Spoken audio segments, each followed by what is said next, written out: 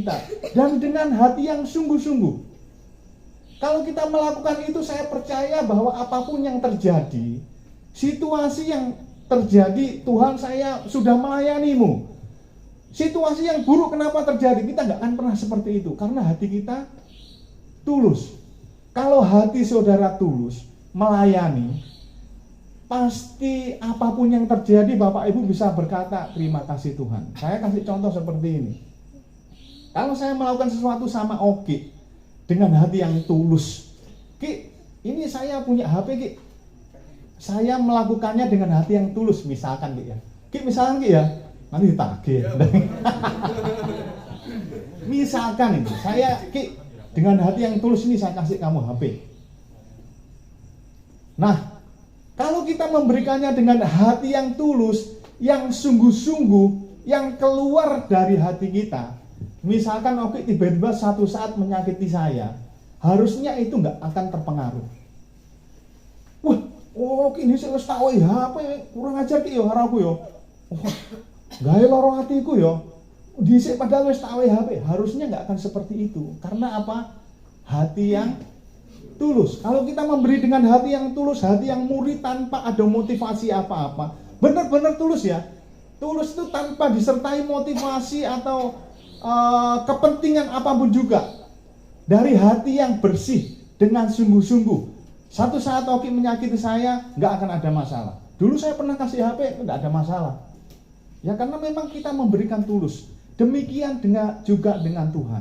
Kalau Bapak Ibu melakukan segala sesuatu kepada Tuhan itu dengan hati yang tulus, dengan hati yang murni, dengan hati yang bersih yang muncul dari hati kita dengan sungguh-sungguh.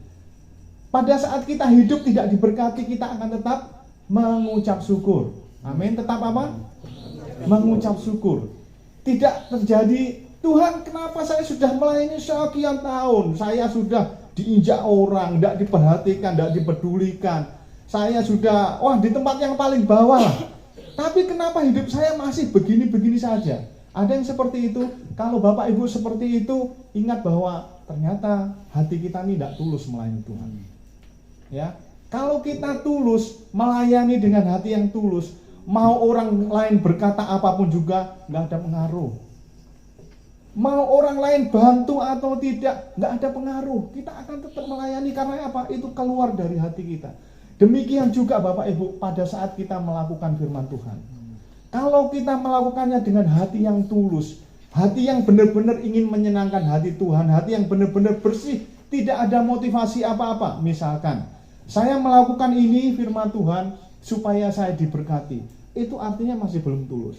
Saya mau melakukan itu bukan karena kepentingan apa-apa. Ingat ya, bukan karena kepentingan apa-apa. Banyak orang melakukan segala sesuatu karena punya kepentingan. Itu kebanyakan orang seperti itu.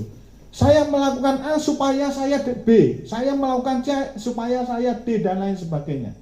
Tetapi malam hari ini, kalau Bapak Ibu masih berpikir demikian, saya mau melakukan firman Tuhan supaya saya diberkati. Wah, nanti jadinya Bapak Ibu akan protes terus. Tuhan, saya sudah melakukan ini loh, saya sudah melakukan ini, tetapi kenapa saya masih sengsara? Kenapa saya masih menderita? Itu karena Bapak Ibu melakukannya dengan hati yang tidak tulus. Kalau dengan hati yang tulus, hati yang bersih, saya melakukan bukan karena kepentingan apa-apa. Tidak ada kepentingan apa-apa. Saya melakukan karena memang itu muncul dari hati saya yang bersih, dan saya karena memang melakukan ini untuk Tuhan, bukan untuk siapa-siapa. Terjadilah situasi yang menyakitkan, tidak akan berpengaruh Bapak Ibu. Amin. Nah, kalau dari antara kita ini banyak yang melayani, sekarang kan mulai banyak terlibat pelayanan ya. Nah, kalau mulai banyak terlibat pelayanan, ingat ya, pada saat kita melayani itu tempat kita ada di bawah.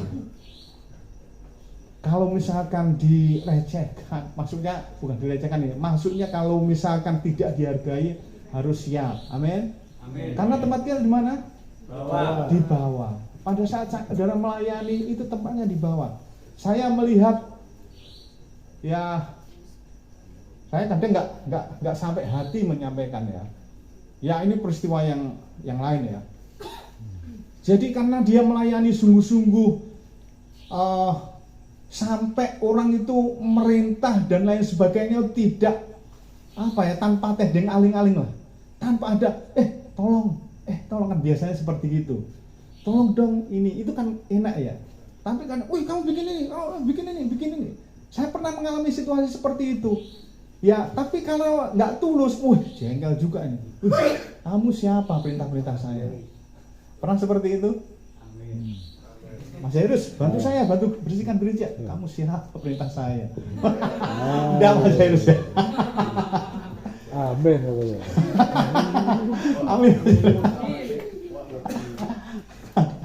Nah, Bapak Ibu, karena malam hari ini sudah berkata tadi ya, jadikan aku indah. Apapun yang menyakitkan, yang menegur hati kita, kita harus siap untuk dijadikan indah. Siap dijadikan indah? Amin.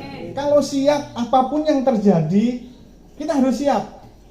Pada saat kita melayani dengan hati yang tulus, kita diinjak, kita tidak dipedulikan, tidak dihargai, kita tetap melakukan atau stop sampai di sini, aku nggak akan mau lagi. Jangan sampai ada yang seperti itu, ya. Karena apa? Begitu kita melayani, kita tidak dihargai, kita tidak dihormati, kita nggak dianggap, kita tetap melayani. Ingatlah bahwa kita akan diberikan upah melayani. Karena apa? Bapak Ibu, saya mau kasih tahu seperti ini loh. Kalau saya baca tadi ya, yang terbesar di antara kamu adalah melayani. Artinya kalau kita dikasih kesempatan untuk melayani, artinya kita akan ditempatkan di tempat yang terbesar. Sesungguhnya seperti itu. Tapi pada saat kita tidak dikasih tempat untuk melayani, upah kita sudah ditutup. Artinya kita sudah tidak